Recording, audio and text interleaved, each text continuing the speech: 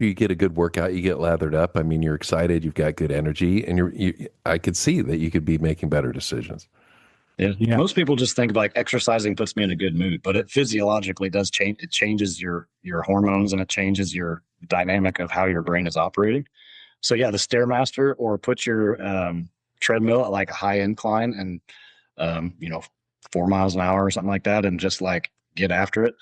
And what he doesn't know is that my treadmill backs up. There's a wall right behind my treadmill, and there was one time. Is there a dent?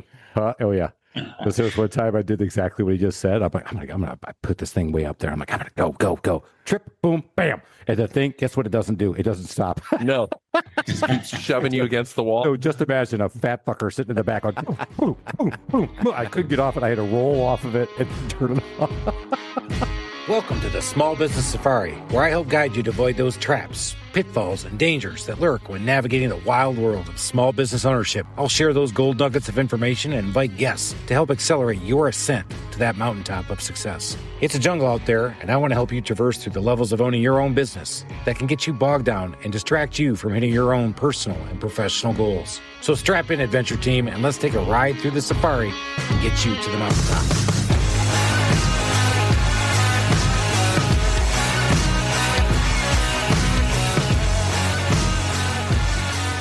Alan, will you let me finish what I was doing? Again, you always leave it in the green room. You never let us keep going. The music just ended, and now here I am reprimanding you because before we got started, once again, you left it in the green room, Alan. I'm the worst. You are the worst at that, and you're always making it about you. What? I mean, why do you put up with me? I don't know. This has been so hard. I can't believe we're partners on this. Oh, It's a people. labor of love. Oh, my God. Such a burden. Oh, Thank you for carrying me all okay. these years. Where was I, Alan? I don't know. I'm kind of in the fog. Yeah, Damn. just in the gloom. It's raining out. It is, so weather pattern, we went from the driest ever, Atlanta's going to be in a drought, to we've had more water than ever. And of course, you listen to the news, they only tell you what they want to hear, right? Well, this still hasn't taken us out of the drought. Oh, really? The connector downtown was flooded for the first time since I've lived here. We actually had a Waymo take a dive into the water. No, Waymo, no. And then it goes, it thinks it's a submarine. Whoosh. Can you imagine the passenger in that Waymo at that point? Yeah. It's like, ooh, look at me with a driverless car. It's like, I need to take the wheel. Uh-oh. And get away from this. Where's my snorkel? Right. So we got a great guest for you guys today. This is the one thing we keep talking about. Mindset makes a difference. How you treat yourself makes a difference. And what do we do as entrepreneurs? None of it. We absolutely burn it as hard as we can. We go out there and try to make it happen. Literally this morning, guys, all I said was, Chris, put your battle armor back on and get your ass back out there and go fight some more. Because that's what you got to do every once in a while. You just got to get after it and get moving. And sometimes everybody thinks being an entrepreneur is glamorous and sexy, and we go out there and we play golf on Thursday afternoon with our friends, and then we drink till the wee hours. Which we did that. Oh, we did do that. Yeah. All right. For the longtime listeners, Alan, whose course did you finally get to play? I finally got allowed on your course, which I can see from your window right here. And thank you, Chris. You are welcome, Alan. And such a you should benevolent really thank your friends who I like better. Yeah, they said, let's get this together. Yeah, clearly you invited them, and then you were forced to bring me along. So we did. We had a great foursome with two of your longtime friends and my new friends. We had a blast. Got it in between the raindrops that happen here a lot, but man, we had a lot of good fun. And that was a Thursday. But with that Thursday comes a Saturday, Daddy working all day. Getting caught back up. Guys, we got a great episode. We got to jump into it, don't we? Yeah. And I mean, you're burning the candle at both ends.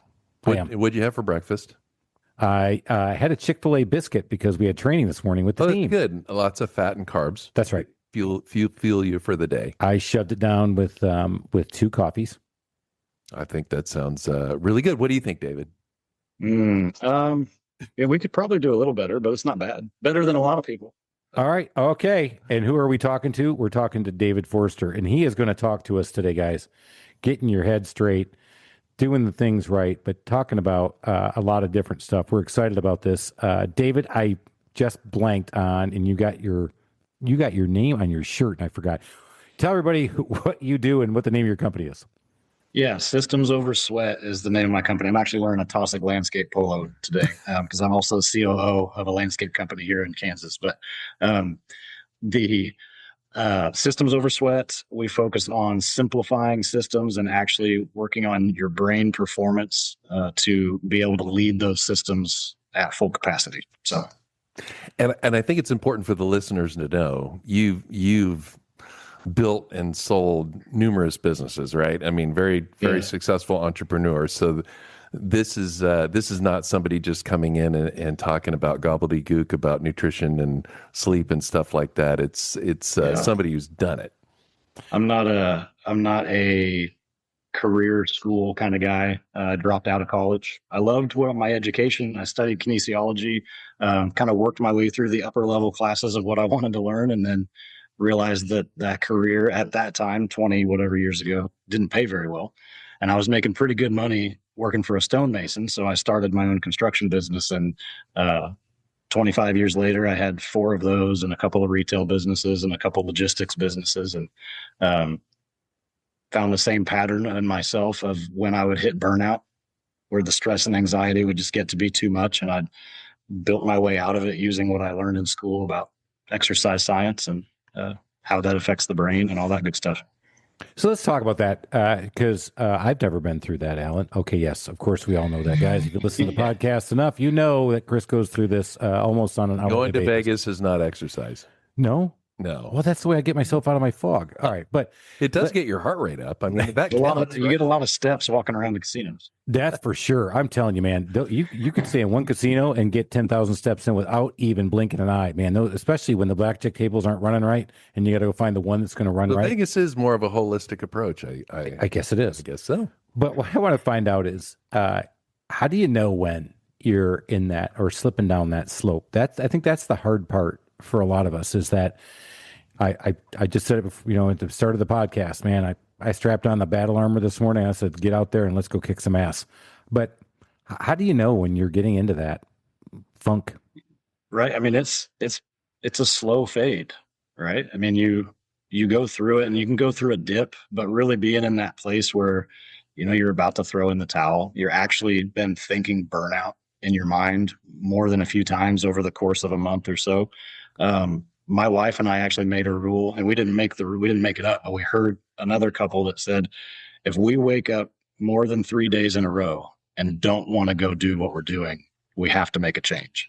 And that doesn't mean like just sell it or get out or whatever, but you got to make some adjustments. So I think a lot of people, Good gold nugget. That's a great one. 3 days in a A lot row. of people live there. But it doesn't have to be the jump off the ledge. It doesn't have to be the drop the company, stop what you're doing. It's change what you're doing. Right. So Yeah, something's got to change. All right. So give us that structure. Give us some. How the hell do you get out of that stuff, man? I don't know. Yeah. Yes. So Chris is looking for free therapy, by the way. So go ahead. I need some. Yeah. The paid stuff's not working right now. Where what worked for me, man, I tell you, is a funny story. I would get into that like seasonal kind of burnout feel. In the construction industry, it's like feast or famine summer, especially in the Midwest, right? Like your snow removal, and then in the middle of the summer, it's like, well, don't plant anything. It's only hardscapes. Like you're just kind of all over the place. And I found myself just about every July, like, okay, let's just take a week off. And so I was in that place of running our third landscape business, and was praying about like, there's got to be something different. Like something's got to be different I'm 36 years old, which isn't old, right? But it's just like, is this what I want to do for the next 30 years? And my wife pops in and she goes, hey, by the way, that $5,000 bike hanging on the wall in the garage, if you don't go ride it, I'm going to sell. And I was like, oh, okay. Well, so I went for a ride, and about 20, 30 minutes into that ride, like something happened. I've ridden bikes my whole life. I've been competitive. I raced motocross. I raced bicycles, all that. And something just like, it just all fell off.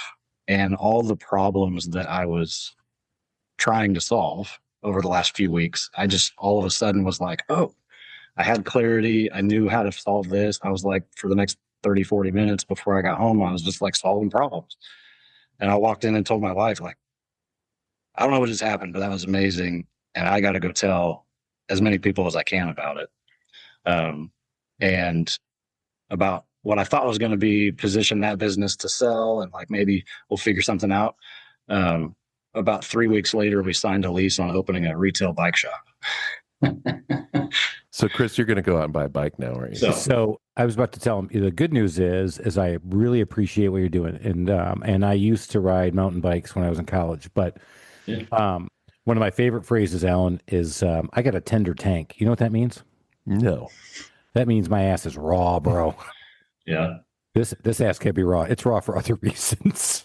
It's not that. It's like, I shit too much. No, but what? No, that's even worse. So I don't know. It's just tender tank. Bring it back. Oh, Come on. What? Land the plane. I can't. Oh, my So goodness. not opening a bike shop. No, because I could give nobody. You don't want to open a bike shop. You don't want to open a bike ride. shop. You need to go on a bike ride.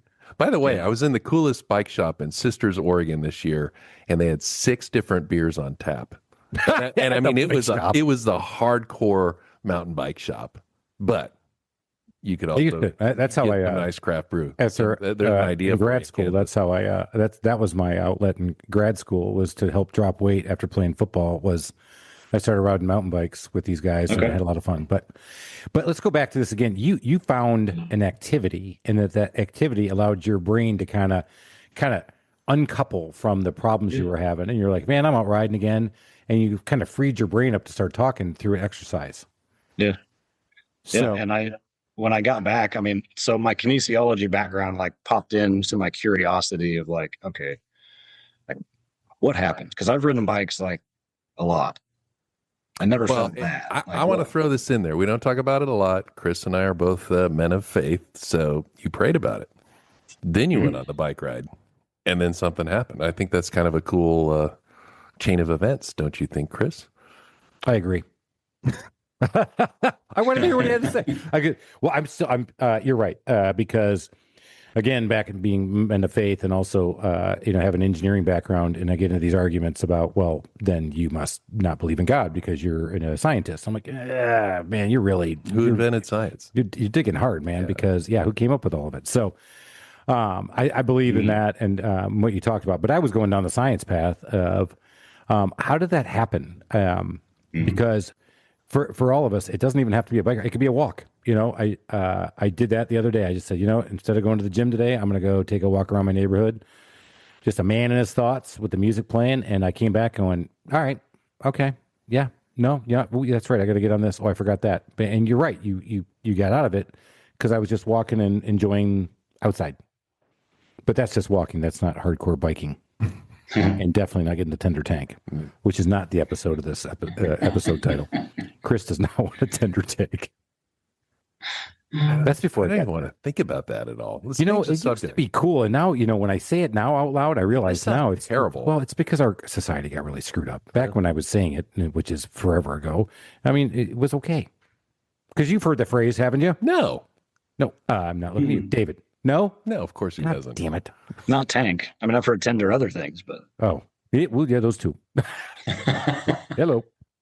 I was trying to clean it up. I thought tender tank was clean. All right. Anyway, so let's talk about the science of kinesiology. What did you find out when you came back and said, "Hey, that kind of worked"? What happened? What was it? What's the science? Yeah.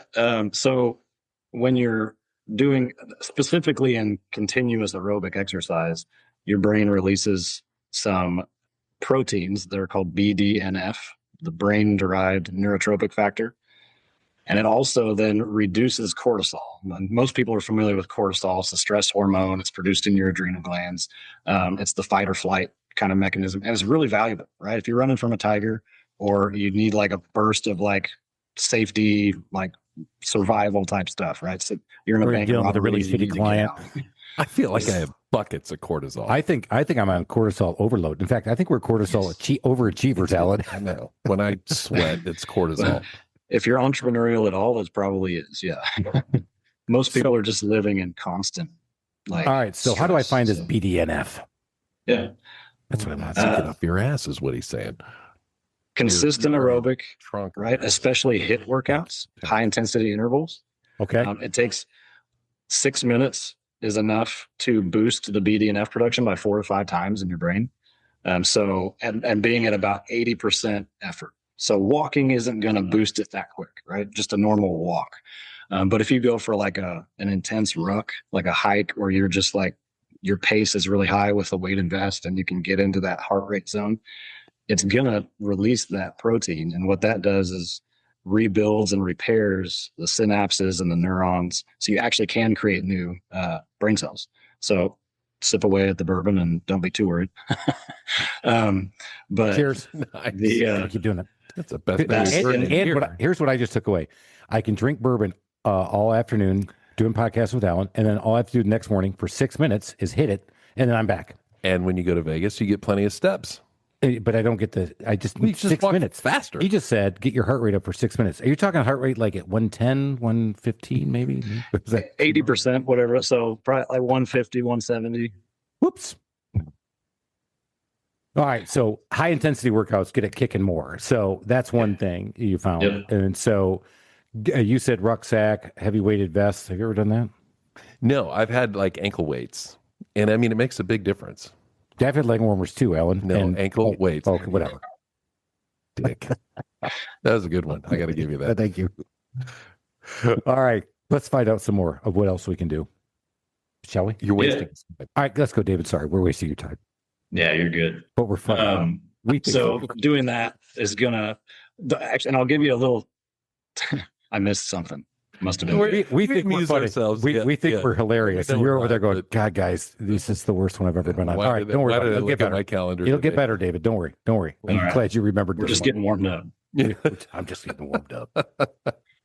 The a unique little thing that I like to do, and that some will call it dual tasking, but and that's another method you can do to actually create neural pathways that you're wanting to create new things in and expand your brain's capacity to handle chaos. But what I like to do is while that BDNF is high, so if you're doing an intense workout or within the 30 minutes after, is like a podcast like this or an audiobook or something that you're wanting to learn. And when it's creating those new pathways, you'll be thinking through the problem solving of what you're trying to learn, and it will actually help that new learning stick. It's kind of fun. We should work out before our next podcast. I think we're going to. You know what? I got the gym right over there, Alan. We've never hit it once. Well, we're going to go in there. We're going to put our little. It's a damn nice gym too. It is a nice gym. I use it, but that's interesting because I will say I've done the. I've got the treadmill. We've got the weights, and then we've got the Stairmaster in there. And I've done the high intensity ones, and I would say 20 minutes on that. You're walking off there going, "Ooh, I burned some calories, bro." And I was burning, but I wasn't thinking about this. And now I'm like looking forward to going and trying that out. And then I mean, after you get a good workout, you get lathered up. I mean, you're excited, you've got good energy, and I could see that you could be making better decisions. Yeah. Most people just think like exercising puts me in a good mood, but it physiologically does change. It changes your hormones and it changes your dynamic of how your brain is operating. So yeah, the Stairmaster, or put your treadmill at like a high incline and 4 miles an hour or something like that, and just like get after it. And what he doesn't know is that my treadmill backs up. There's a wall right behind my treadmill, and there was one time. Is there a dent? Oh yeah. Because there was one time I did exactly what he just said. I'm gonna put this thing way up there. I'm like, I'm gonna go, trip, boom, bam, and the thing. Guess what? It doesn't do. It doesn't stop. No, just keeps shoving you against the wall. So just imagine a fat fucker sitting in the back on boom, boom, boom, boom, boom. I couldn't get off it. I had to roll off of it and then turn it off. David didn't want to hear all that. Okay, keep going.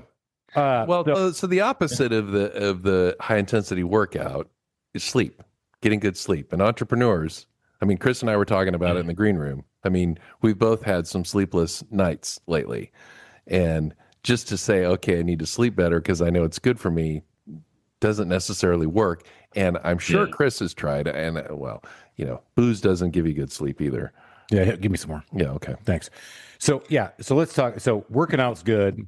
And we're talking about your 4 pillars. I know that's what we're moving through. So let's talk about sleep, because also when you tell yourself, man, I'm not sleeping well, but I really got to sleep well. Do you sleep any better? No. Or if you wake up at 3:00 in the morning and you're thinking about that person that pissed you off or whatever, that deal that you need or the payroll you need to make, it's kind of hard to make yourself go back to sleep. Yeah.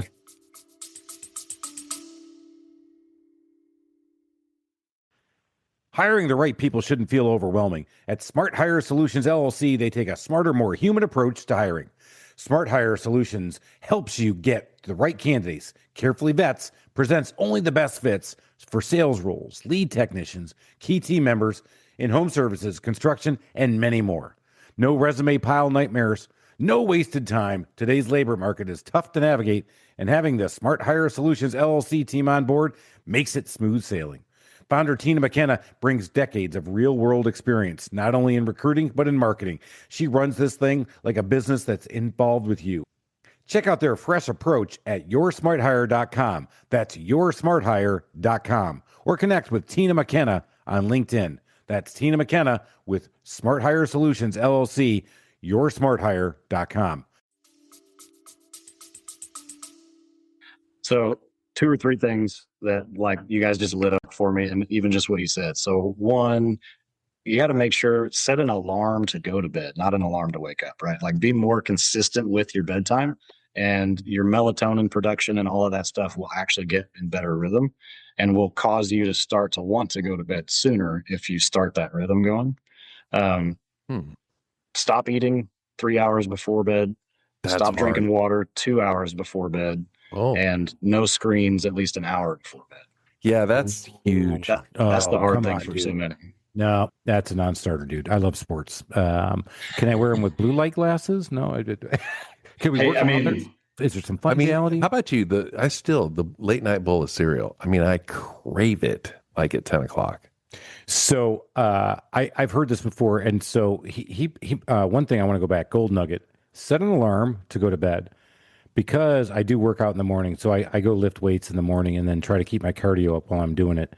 But to get it all in, I got to get up by 5:30 or I'm going to miss it. So to get up at 5:30 at my age, I'm not 36, by the way. If anybody's watching on YouTube, maybe you might have figured that out. I mean, I know I look. I mean, I honestly look really good for 72. You really do. Thank you. But so I've started to say, man, I like, especially with NBA, NHL, NFL games going late at night, because I love sports. You're like 10:30. I'm like, dude, if I don't get to bed, I'm not getting up. And I've actually had to go, all right, click, record. And I forced myself, my own internal alarm, but I said, I'm not going to watch the game, and I'm going to put ESPN on mute, and I'll get up in the morning and I'll check it later after I go. So what's the science behind that? The chemistry or whatever? The blue light the hour before sleep. That so yeah, it stops the melatonin production. It creates that blue light is basically like what we would want in the morning. It's that same like level of light that it's not allowing your body to start shutting down. It's going to keep stimulating, and so you're still in that like operating mode. Where if you take that off, and even the lights in your house, if you do more of like a warm tone versus the like daylight that a lot of people are using to keep things bright, it just flip just those lights on. So sometimes we'll turn our lights off and use lamps in order to set that tone, especially if, like for our kids and stuff. And that will help bring that melatonin production up so that you can start moving that direction. Oh, genius hack on the kids too. How old are your kids now? 3 and 4 months. Think about that one, Alan. If you would have known that shit then, because kept him in the dark. Ours are a little bit older than you, David. Just a little bit, you know what I'm saying? Anyway, so you just hit on something that's really good. And so we didn't talk earlier, but I have a remodeling and handyman company here in Atlanta. So I talk with a lot of the trades. And I just had one of the higher end builders come on my radio show and talk about circadian rhythms are being built into high end homes for wellness lifestyles. And that's basically what you're saying, is that our bodies get in a rhythm, and you need to bring your rhythm down at night to be able to knock yourself back down. Interesting. Huh. And consistency is key. Like, so many of us want to sleep in on the weekends or stay out late on the weekends, and it takes like days or weeks to reset that once you throw it off. So whatever time you like to get up during the week, if you can, just keep it consistent Saturday and Sunday also, and it will be so much easier rather than Monday morning feeling like, oh, we're back at it. So people who travel are screwed. Yeah. What are some travel hacks? Because I used to travel for a living before I started this biz, and I would say now when I travel, I am wiped out when I come back. I went out to Arizona for a conference. I came back. It took me like 3 days to get back on normal time. I was sluggish, and I was like, man, what am I doing wrong? Well, you're old. And you did drink a lot while you're out there. But anyway, back to you, David. How do you do that? Stay as consistent as you can during the traveling, right? If you normally get up at a certain time and work out, try to fit that into whatever the scheduling is. But at the same time, like, give yourself grace. Like, there's the one-off things, and maybe you travel a lot. So it's building a rhythm that works for you in that you can keep as consistent as possible on both sides. My system and my timing for my life with the season of life that I'm in with kids and my business and stuff like it's totally different than anything you're going to need and anybody else is going to need. So brother, taking the concepts and building it in a way that you can give yourself grace on and that works for you. So yeah, you're going to need that with a 4-month-old. Come on. So do you have any throws of it, bro? tricks for the waking up in the middle of the night, worrying about your business, getting back to sleep? And having to take a pee. Right idea. Old guys. No water 2 hours before helps with the pee part of it. I keep a notepad, right? And I try to offload everything I can before I go to bed. But if I wake up in the middle of the night and I'll start going through those things and I'm problem solving, and then I think I'll remember that in the morning. And I'll go, and I can go, no, I don't. Like that's false. Like you're not going to remember. We all know that. And so I just have a notepad, or if I have to, my phone, and I just brain dump as much as I can in that moment. And it's amazing how quick then I'm not worried about it anymore. I know my notes are there. My thoughts are there. I'll handle it in the morning. I'm back out. So I actually believe that would really work. And I've never done that before because the flip side of that, the positive, your brain is working on stuff all night long. And so if I have to give a speech, I know now because I'm so old and I've done it a million times, I'm not ready for, I've worked on it. It's just not feeling right.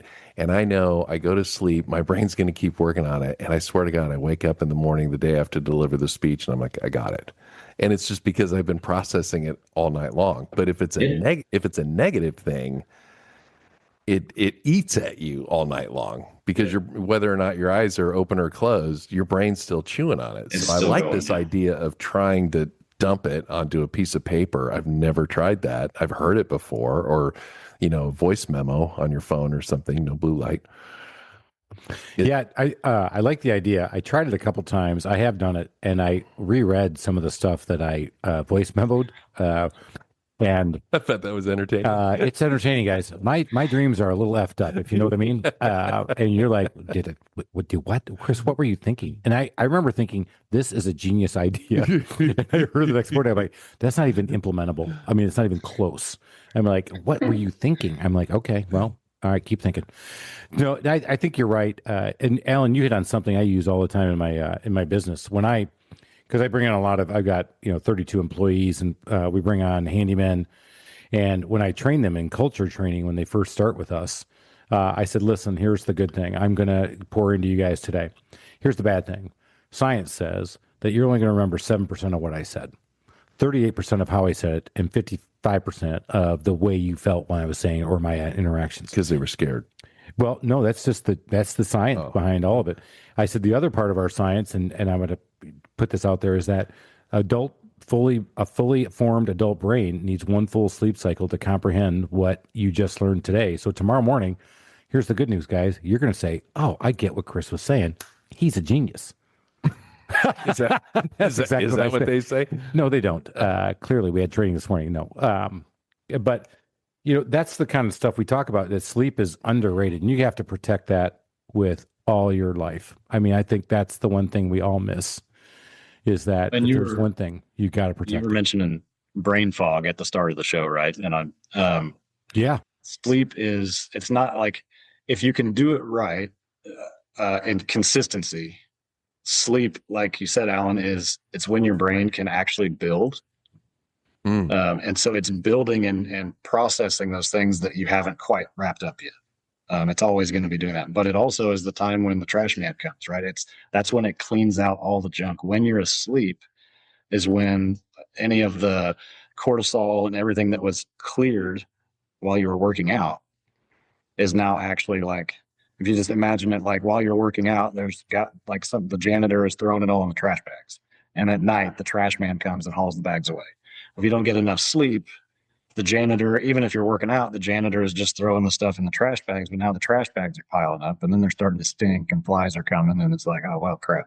That kind of worked, but not really. So that's a gold nugget. I think right there, Alan. I think that's one, guys, if you're listening to this, a lot of people listen to podcasts when they're sitting in the car or driving around in the car, doing your thing. Maybe you listen to us on a walk, doing this thing, go out there and put that mental image in there. And then when it happens, here's what I want you to do. When you wake up in the middle of the night and you saw the trash man taking your shit out, I want you guys to email me, Chris@thetrustedtoolbox.com, and say, hey, Chris, the garbage man just took it out. And I'm going to go, hey, brother, I think it just happened to me too. So I'm pumped because that's the mental image I'm going to bed with tonight. And I'm getting a notepad and I'm leaving it right next to my bed. Are you really? I am. I'm going to try it. I think you are. I'm going to share. I think you're serious. I'm going to share. I am seriously going to do it 100%. And then I'm going to share some of the thoughts in the middle of the night. Oh, that would be a good podcast right there. No, Chris's great ideas in the middle of the totally incomprehensible. I have some of them still in my phone. I love it. What I really want to see is the sketch artist version drawing of the trash man that you get. So that's what I want to see on the notepad. And David wants to see a sketch of the trash man. Ooh. All right, let's talk nutrition. Yeah. All right, the third pillar, nutrition. Chris had a Chick-fil-A and a couple of cups of coffee. That sounds like jet fuel to me. And we're doing this podcast at 5:00 Eastern at night. Ask me what I've had since then. What have you had since then? Water. Really? That's it. Is that normal?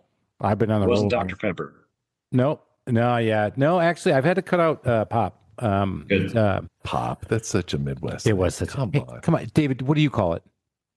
I don't even know. I go back and forth. Pop, soda, whatever. Don't Bubbly. Be so snobbish. We're in Atlanta. Everybody calls it Coca-Cola here. I thought I knew you. I'm a Pepsi guy, but I haven't drank.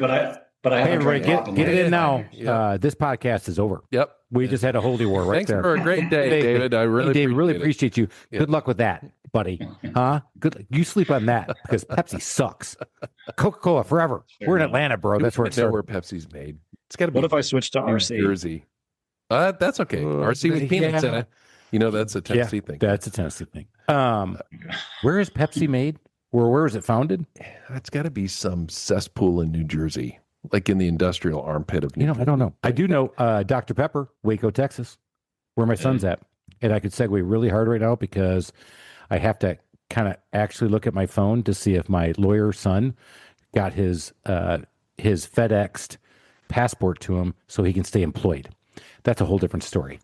There's something for the trash man to take out tonight. Trash man's taking that sucker right out of here. All right, let's go to nutrition. So let's talk about, you said something before we got started. Give us the fourth pillar or the third pillar right now of nutrition.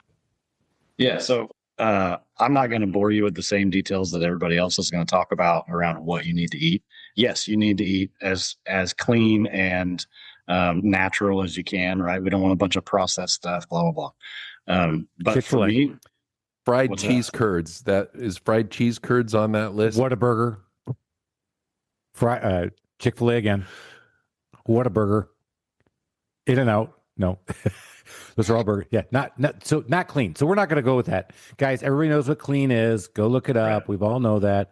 Plenty of vegan options out there. You can go veg all you want. Go ahead. All right. Let's hit it with the real thing. What is it? Yeah, it's for me, it's more when you eat, right? So if you're looking at a vehicle, if you're driving a Ferrari, it's probably not the best to put whatever 85 octane fuel in it. You want premium fuel, right? But at the same time, if you're about out of gas, you really don't care what it is. You need gas in that thing to get. Otherwise, you're sitting on the side of the highway with a really nice, fast car that won't go anywhere. So when you are looking at what are the important tasks, what are the things I need to do on a regular basis in my day, building the way that you eat around that versus what most of us do. And what I did for years was I need to go get this done. And so I'm going to go get it done. And then I'll reward myself with food when I have time. And so then I was short-tempered.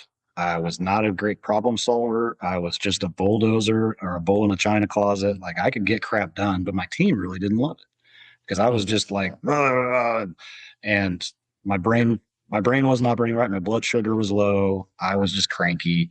That would happen a lot. So I can't identify with that at all. Yeah, it doesn't sound like you at all. Doesn't sound like me at all. So are you telling Chris the hell that up. he needs to actually Alan. Yes, I might be a little you haven't temperamental. eaten anything Alan. all day. So he needs to schedule his food along with his night time. Yep. And the easy way for me to do it, I used to not eat much breakfast. I'd just have a cup of coffee and then I was out, and I might have lunch, but I like I said, I would reward myself. Once I got this done, then we'll have lunch. And so it was maybe like 2:00. So I didn't eat anything, if anything, before 7 a.m. I definitely didn't have anything else until 1 or 2. And then I would just like pound it for dinner. I would just, whatever I needed to replace, because I was just so freaking hungry.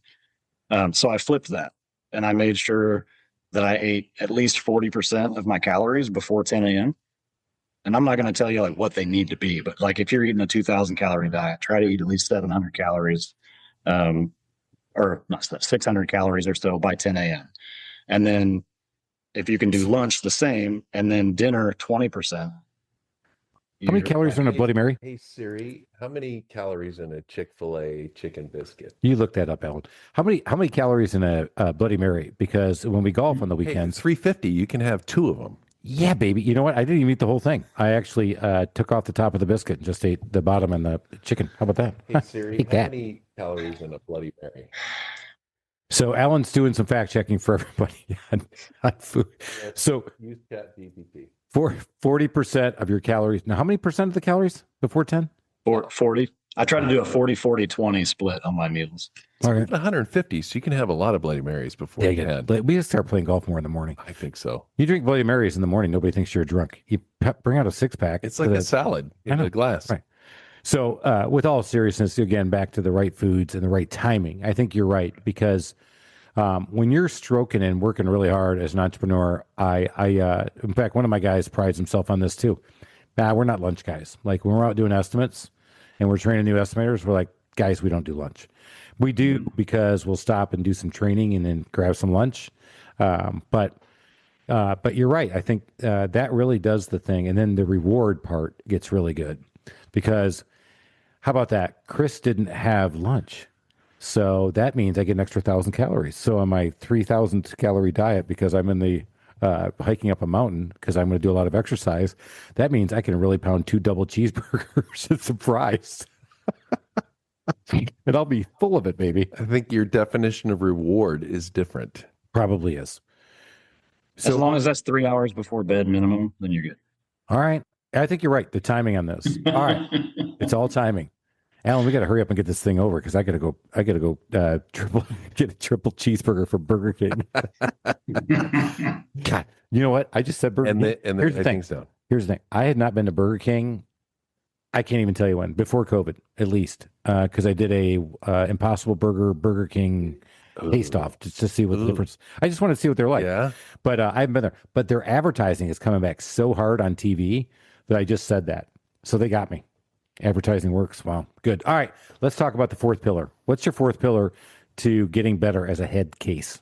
Recovery methods. And that's going to be a little bit different for everybody. So for me, it's prayer, quiet time, maybe some breath work. Whatever your stress recovery method is. And a lot of times like yoga or breath work is pretty popular. Breath work's kind of the sneaky one. I used to think it was kind of woo woo and like, okay, yeah, breath work, like whatever. It sounds really woo woo.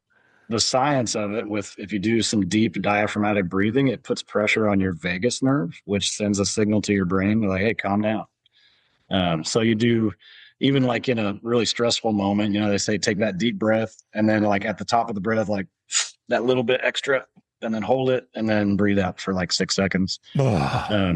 I didn't know I had a vagus nerve. Dude, when he said that, he was speaking right to me. I did. I was like, oh my God, vagus nerve. He gave me the bigger point, baby. Let's go, everybody. Okay. I got you know what? David is speaking right to you, everybody, because you all have the vagus nerve too. Chris just admits it for you. Don't worry about it. It's all good. So when do you do this in your schedule? So it's when I can. I mean, it doesn't have to be consistent for me. When I have a downtime, I will take 10 minutes. It's not a lot. It's just 10 minutes of strategic. And there's a couple of different sources I've used. Even some guys on YouTube that have some great, like Wim Hof and a couple other guys that are just, that's what they do is breath work. And what does that do? It's what the pressure on the vagus nerve kind of resets your stress response. So it's just kind of a quick signal, but in that it brings down your heart rate, and it just takes everything and levels it out. Hey, Alan, try it out because I just did. I'm in my flow state. Try it now. Come on, man. Do it. This is me calm, by the way, David. You actually hit 3 techniques that are good because if you're not a faith-based guy, when people say prayer, and you're not, you're going to roll your eyes. If you are a faith-based guy, you're going to go, okay, I get what he's saying. So if you're not, breath, right? Go out there and do that. I remember going to a conference and guy got up and he talked about having, he basically had a heart attack at his job. He was an entrepreneur. And coming out of it, one of the things they trained him to do was take 15 minutes in the morning and meditate and do breath work. And that 15 minutes saved him from what was a small heart attack, but was setting him up for a large heart attack. And he was talking, and at that point, he was in his 70s, and that had happened in his 40s. Pretty interesting. He does that every day. He takes 10 minutes, and he used that same line. You may be faith-based. I happen to be. If you're not, listen to me. And just taking that 10 minutes in the morning. And I would tell you, I did it for at least 3 days, and it really worked for me. That's really good for you. It was a big day, big 3 days. Almost became a habit. But when David brought that up, I think that's a great point, is to find that time. And you didn't take a lot of time to do it. You're talking about 10 minutes, man. 10, 15. Yeah. Come on, you can do that. So, okay. So in your 10 or 15 minutes, some of it's prayer. How much of that is breath work? All of it. I mean, I'm doing like different levels of breath work through the whole time. And when I say prayer, like a lot of people think prayer and it's like you're just talking to God the whole time. But majority of my prayer time is trying to silence everything. So what most people would call meditation, right? Just trying to clear your mind and think. Trying to listen. It's it's hard to hear somebody talking to you if you're talking the whole time, right? So I try to. Let's just see how Chris shut up assimilates that. I didn't hear what you said. Process anyway, that, Chris. Please, I'm fine. All right, back to narcissism. What? Head cases. What? I love this. No, guys, this is great. So let's just recap real quick because I got a question for David. So number 1, pillar. Go. Movement. Number 2. Sleep. Number 3. Nutrition timing. Timing, not nutrition, people. 4. Recovery methods. Good job. David passed the test. Good. He knows his own shit. That's awesome. You got to own it. Woo, thank God. One of the questions that I have for you, David, and I want to talk about this before we run out of time, is I'm in a mastermind group. I know you're probably a big fan of them as well. I saw that in the bio. And one of the things we talked about in the mastermind group is when is the best time to think, to do that real critical thinking? You've been in so many businesses, started them, exited some, moved out, done your thing. When is the best time to get in that flow state? Man, I'm going to give you a good question on this. This is good. All right. It is a good question. Because I want to hear how he gets there, because then I'm going to tell him where I have a problem. So that flow state. It does. Where's that best time? Circle back. It's coming back. Don't worry. It's coming back. All right. What I like to do is early morning, between 5 and 6. Right now in the season I'm in, I usually wake up. Actually, I'll tell you, I wake up every single day at 4:04. It's been the weirdest thing for a long time. My alarm's set for 4:30. I wake up at 4:04 and I'm like, really? I got 26 minutes. What is this? What time do you go to bed? 9. No. Fair. Okay. Which is also like, I say 9, but bedtime starts with my kids at like 7:45. And so it's I do miss those days. When they were young like that, you would come home and say, yeah, I'll put them down. I'll go up there and read a story. Daddy's out. Yeah. No, you're right. That can shut you down quick. That is cool. But right, so I like to do it early morning. Yeah, early morning. So that's when you think you're in your flow state. That's when you get your best thinking. That's what I do best. I know some people are like, I ain't getting up that early. And they might do theirs like better like mid-afternoon. It just depends on kind of your style and what your schedule's like. Right now, 5 to 6 doesn't work for me because generally at some point, like I got to get some other stuff in because my daughter's going to get up and like I gotta be flexible with it. So I try to be I give myself grace, and I find the right time where I can block it out when I need to. Yeah. So as I've gotten older, actually, who am I kidding? Even when I was your age, and I was in corporate world, 36. Yeah. I started my business at 37. My mid afternoons, I would always have to go and block myself out for a power nap. And I've been a huge fan of those. I've talked about this a lot, and you can make fun of it all you want, but I set my alarm for 14 minutes. So back to his 4:04, not 15, 14. Set the alarm, close my eyes, and dude, I could go out anywhere. I mean, I could literally sleep standing up in an airport at 4:04. Not then, but in the afternoon. And I found that when I wake back up, I am ready to rock and roll, and I'm back in a flow state. But when I'm down in the afternoons now, it's been really hard for me to do that critical thinking. So I've had to find that time in the morning. And as I'm working with some other people, they're like, "Hey, when can you meet?" And I'm like, "Man, I'm too busy. I got to meet in the afternoon." I'm like, "No, that's stupid." I said, "If I'm going to really make this work, we got to meet in the morning, man. So can we do that?" And that's been hard because I've had to put that discipline back in, and I'm not doing it as well as I need to right now. Yeah. So people can reach out to you to help them, either help, like you can coach them through things like this. Is that one of the things that you offer? Okay. Yeah. And so whether if you're right now in that place where like I said, burnout has crossed your mind like more than once in the last 3 or 4 weeks, and you're like thinking about the white flag and is this really what I'm supposed to do? And I thought I was called to be more, but man, it doesn't really seem like it. Like that. My group program is called Bike It Out, and we walk through like relieving stress, anxiety, getting out of that mental state. And then beyond that, we go into more of like the capacity side. And I have a group called Full Capacity, and that's where we really work on expanding the capacity of the brain and not just like getting out of the survival mode, but actually, hey, I want to go to the next level. And it's more of a hardware software program at that time, right? You got to upgrade the hardware, your physical brain and everything before you can really change your mindsets and your beliefs and have them stick. So it's kind of like, I like analogies. Imagine running a bunch of AI agents that are really moving and grooving right now on Windows 95. Like it ain't going to work, right? It's just like you have to get your brain firing in the right way and expand that capacity to handle it before you can actually start throwing these new levels of stuff at it. That's so funny. You'd use the Windows 95 reference. It's so absolutely hilarious. I'm like, dude. I can see you flashing back. I was flashing back so hard on that. And I don't want to digress too. Yeah, I am. So in middle school, I got to go to a camp and actually built punch cards and ran them through computers.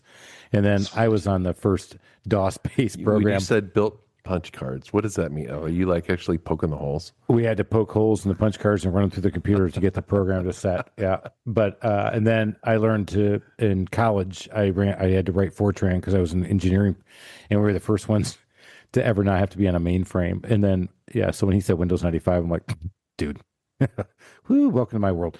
All right. So, let's pump these people up. How can everybody get a hold of you so they can find it? If they're driving around right now, they just got to hear it. Let's get it in their brain so they can get it all processed tonight. Yeah. Instagram is the easiest place to follow and reach me. It's David Forster. And the other way would be on my website, which is just the letter D and then my last name, Forster, FORSTER.com. All right. I got to ask, vacation. Are you one of these people that thinks that they can go on vacation and work through the vacation and it's still a vacation, or do you advocate just shutting it down, delegating it to other people? No, I would shut it down. The business side of things, yeah. My personal habits and routines, I keep that as consistent as possible, and some of that does, involve like checking finances, and that's just so I just stay in that continuous loop, so I don't drop out on any of that. But as far as day-to-day operations and tasks, it takes me about 2, maybe 3 days. Yeah. So I can't take like a weekend vacation. I'm more of like, if we're going to go, it's got to be like a full week to 10 days to really enjoy it. Yeah, because the last 3 or 4 are when you finally realized you decompressed. But this is so huge for people to listen to because, and I've always been a big advocate. If you're grinding in your business, but if you're not taking care of yourself, you're just not the best you can be. And so to sleep better, to eat better, to get some exercise, if you were doing all that, just think of how good of a you can be and how good that would be for your business, Chris. Yeah. Think about the Alan, last you were time- doing so good until you said that last little dig. Don't think I didn't hear that. Alan, we're going to delete that, Cindy. I want that out. It was subliminal. It was good, though. What? Subliminal. I didn't actually say it. You just heard it. Battle armor up. Feeling it. I was feeling it. You guys made some great points, because when you're in the soup, though, and that's why I started the podcast with this. When you're in the soup and you're trying to figure out what's going on, it's hard. We just had another podcast a couple weeks ago that you guys probably heard, and maybe you didn't. You got to go back to it. Is sometimes as a leader, you got to step out of the jar to read the label. Sometimes when you're in the soup, you got to get out of the soup to see what you're actually cooking, and it's not what you think it is. And taking that walk or doing that 6-minute high intensity thing, changing your nutrition, writing something down, change a habit today, man. Make it. It doesn't have to be a wholesale change. You don't have to be some zealot that says, "Oh my gosh, I can't believe you're living like this. I can't believe you're eating animals. You need to be eating vegan." No, but stop. Just do one thing, man. One thing. Try it. See if it sticks. Write it down. See if you did it for 7 days in a row. I mean, hell, I did that breath work and meditation for, a solid 3 days. Okay, maybe 2.5. Because at the 5-minute mark, You're like, I gotta go. I'm good. David, this has been awesome, man. Guys, this has been mind expanding. I think so. I think so too. This guy's got something going on. I like it. He may have a 3-year and a 4-month-old. And I think one of the things that we're going to all tell you, David, as people who have kids who are older, I'm going to use the Jack Nicklaus quote. Hey, Tiger's really coming on in golf. And man, we think he's going to have more wagers than you. I'm like, yeah, just wait till he has kids and we'll see how he does. Hey, kids are the best thing you could ever have done, man. And running your own business. Keep doing it. The reason we're doing this is not just to run a great business. The reason is all those other things we just talked about. Take care of you. Take care of your family. Get some things going. Strap on that battle armor. Let's go make it happen tomorrow. Don't forget, Trashman Chris at thetrustedtoolbox.com. Get that shit out of here. Let's get going. Get up that mountaintop. Let's make it happen. We got to go. Cheers, everybody. Thank you for listening to this episode of the Small Business Safari. Remember, your positive attitude will help you achieve that higher altitude you're looking for in the wild world of small business ownership. And until next time, make it a great day, Mr. Team.